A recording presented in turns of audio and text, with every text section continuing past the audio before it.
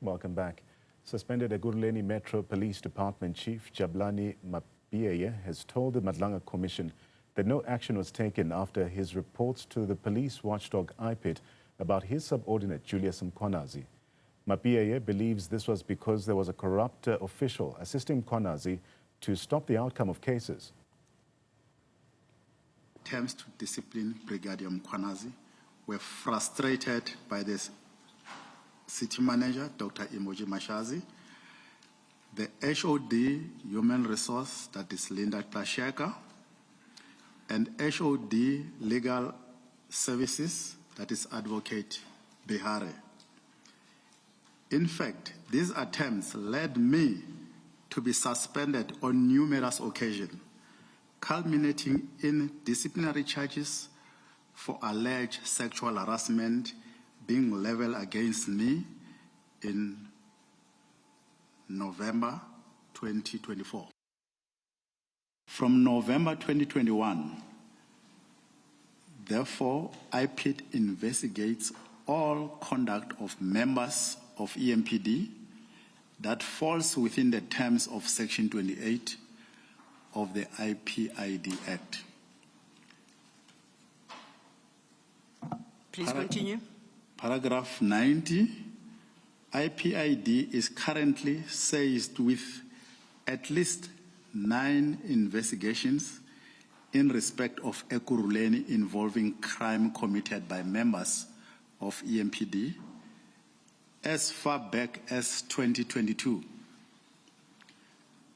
Unfortunately, and for reasons that are not clear, IPID has not able to progress these matters to the stage of prosecution.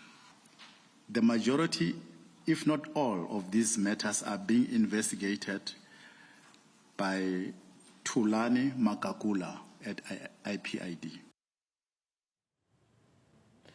We're now joined by Dr. Simon Howell, who's a criminologist and policy expert from the University of Cape Town. Prof, good to have you on the program this evening. I want to start with the big picture here. When we talk, for instance, reflecting back at the proceedings about the blue light controversy and the Madlanga Commission, let's speak to this first. What deeper dynamics about power and policing does this moment then expose?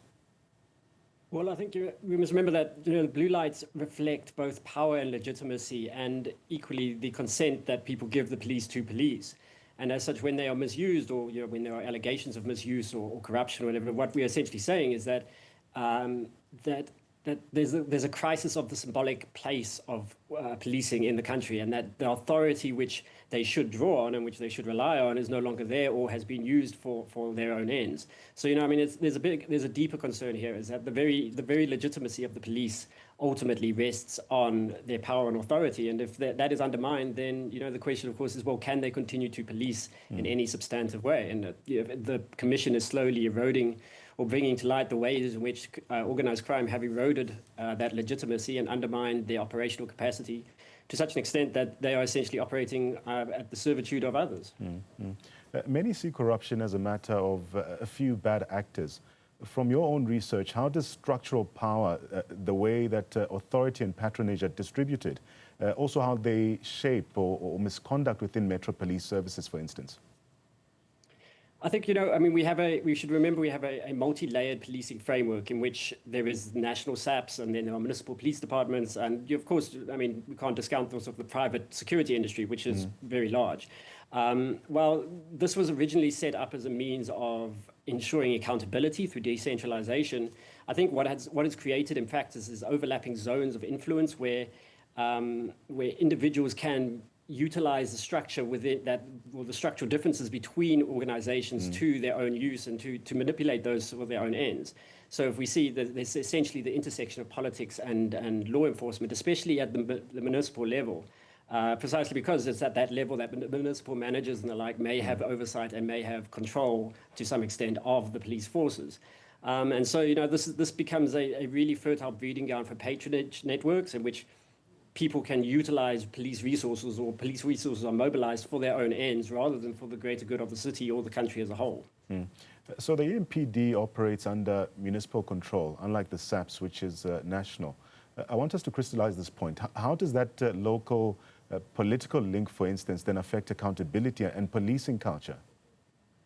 Well, I mean, because the EMPD or any municipal police force is embedded within in a city governance framework, there's a lot more scope for interaction between city governance structures and the police themselves, and the police become essentially a means of enacting municipal bylaws and the like. So in that instance, then police departments can become embedded in local political economies, in which, for instance, if you think about the Cape Town Metropolitan Police in relation to the city of Cape Town and the like, and as a result, loyalty to individuals may supersede ultimately loyalty to the institution or to professional ethics. And then I think in those instances, then there is the opportunity for political deployment or the use of blue light brigades or cadre deployment or protection. All of these become possible simply because the system itself has created the opportunities for individuals to take advantage of. Yeah, we often hear about political interference in law enforcement, but what does that actually look like on the ground, and how does it blur the line between policing and politics? Well, I mean, it can occur in various ways. I mean, as sort of was mentioned this week in the commission, there can be preferential promotions structures, there are selective enforcement, the politicization of operational decisions, the protection of specific individuals via blue light brigades or the use of blue lights and the legitimacy that comes with them for alternative ends, all of which essentially blur the chain of command, which is thoroughly important within a policing organization, in which no one really knows where the orders are coming from or what their purpose is. And this ultimately affects operations because they lack the direction, or the direction that is given is not to the ends of the actual policing organization, but rather to the individuals. And this sort of shifts the function of policing from protecting the public to protecting networks of power. And in the city context, of course, that is a lot more localized and as a result, often more impactful and damaging. Yeah. In cities like Johannesburg or Ekurhuleni, for instance, policing intersects with service delivery, local patronage, and even electoral politics. How do those overlaps then create opportunities or even pressures for corruption?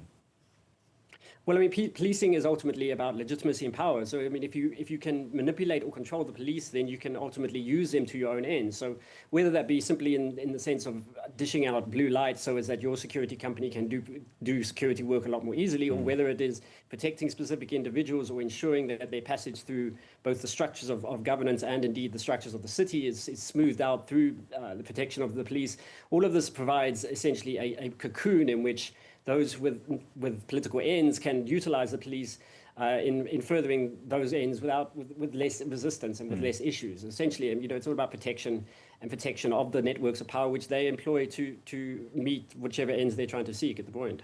Yeah. Some argue that the blue light culture itself is the symbol of status and impunity, and this reflects deeper attitudes about power in the state. Do you agree with such a sentiment? I think in some instances, yes, it can be. Policing is ultimately by consent in the sense that we as society consent to the police policing us. And the use of blue lights for anything other than legitimate reasons is ultimately an abuse of power. And, it's a very flagrant abuse of power because it's very visible, it's very easy to see, and it's impactful on people. I mean, if the blue lights coming through a traffic jam, for instance, shows and demonstrates the power of the police in a context where everyone else is stuck. So, for that reason, there is a symbolic power of this type of activity, but there's also the concern around the structural activity in the sense that by virtue of allowing this to occur, policing is deflected from being a concern with the public and the public good to a concern with the individual's private goods. Dr. Howell, oversight bodies like IPID and municipal integrity units do exist, but their effectiveness varies. What institutional reforms or even safeguards could actually curb this type of embedded patronage? Well, the way in which policing has become layered in South Africa was ultimately an attempt to ensure accountability, but that hasn't worked because it's between those gaps that essentially patronage has emerged. So the key reform that needs to occur is that any policing oversight body needs to be thoroughly and completely independent of the organization which it is providing oversight to.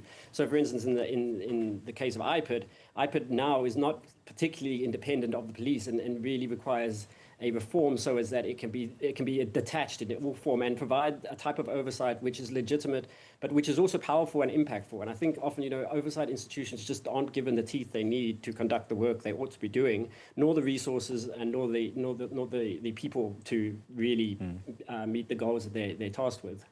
Yeah, but how does the public's trust or distrust in local police forces then evolve when these kinds of allegations surface, especially repeatedly? Well, I mean, I think, there's a crisis of legitimacy in terms of policing as a whole in this country at the moment. And I mean, public trust in the police is very low, whether it be SAPS or other metropolitan police departments.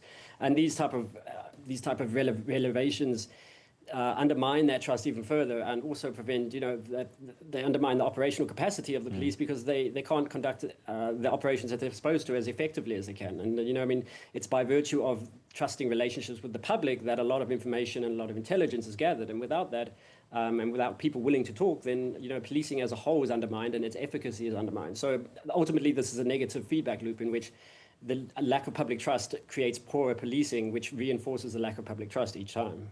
Yeah, but are there examples locally or even abroad of cities that have successfully restructured or depoliticized their police forces? And what can South Africa then learn from them? There are examples. I mean, they're very different contexts, so it's difficult to abstract them directly to here. I mean, I think the key concern is that, or the key focus always needs to be that police ought to focus on policing first, and politics should become very much a secondary or third or tertiary concern. Whereas in this country, unfortunately, it seems that the politics of policing is ahead of and far, is a front runner to the actual policing. I mean, if you think of this entire debacle, which with the commissioner, I mean, all the focus is on the politics of policing rather than the efficacy of policing, or rather on the success of policing and what needs to change to make policing more effective and to embed safety into the lives of people in this country. And so long as we have this conversation about the politics, I think we are missing the point in terms of what actually needs to occur in the police. Yeah. And finally, Doc, what would meaningful accountability then look like, not just for individuals caught in wrongdoing, but for the system that enables them as well? Well, I mean, meaningful accountability requires that people are willing to both feel comfortable providing evidence against others, but it also means that people hold themselves accountable to a professional standard of ethics and policing practice, which ultimately needs to be embedded both in training and in the daily routines of people. And I think, that's something that we've lost, is that in the course of concerning more about the politics and the policing, that, the daily exercises which reinforce the ethics of policing have essentially been lost, and that, it's become a very much a fluid context in which the structures of policing, which are there to safeguard the ethics and to ensure the integrity of the organization, have been lost to some extent. Yeah. Dr. Simon Howell, he's a criminologist and policy expert at the Center for Criminology at UCT. A big thank you to him for helping us unpack the deeper power dynamics behind the blue light debate. As the Madlanga Commission does continue, it's clear that this isn't just about one department or one city, but about how authority, politics and policing intertwine across government.